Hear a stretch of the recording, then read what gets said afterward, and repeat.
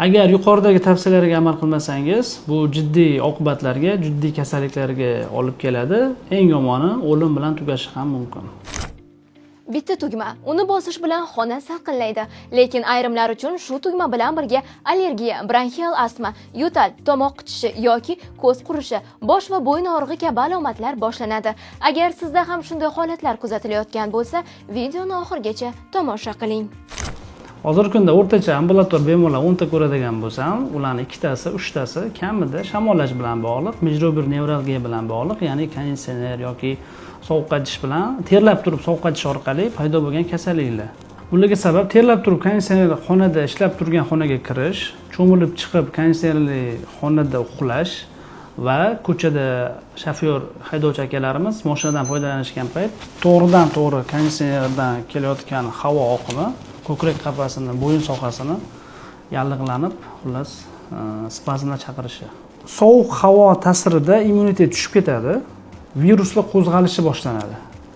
Bu biz ko'p kuzatiladigan holatlardan bittasi yuz falaji.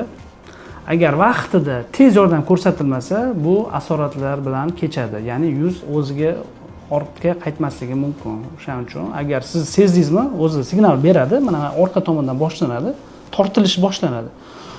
Xuddi shu vaqtda shifokorga yugurib borib murojaat qilish kerak. Allergiyasi bor bemorlar ehtiyot bo'lishni tavsiya qilaman. Sababi filtr tozalanmaydi ko'pchilikda. Ba'zi bir insonlar 1 yilda 1 marta tozalasa ham katta gap. Filtr o'zida mog'or sporasini saqlaydi, har xil allergiyalarni saqlaydi.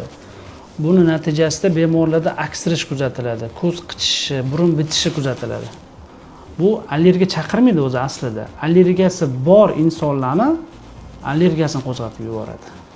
Konditsionerdan to'g'ri foydalanish uchun o'zimni top 5 ta maslahatimni beraman. Birinchisi, xonani har kuni havosini almashtiring. Ikkinchisi, 25-24 haroratda saqlang. Uchinchisi, har hafta filtrni tozalab turing. To'rtinchisi, to'g'ridan-to'g'ri havo oqimini ostida o'tirmang.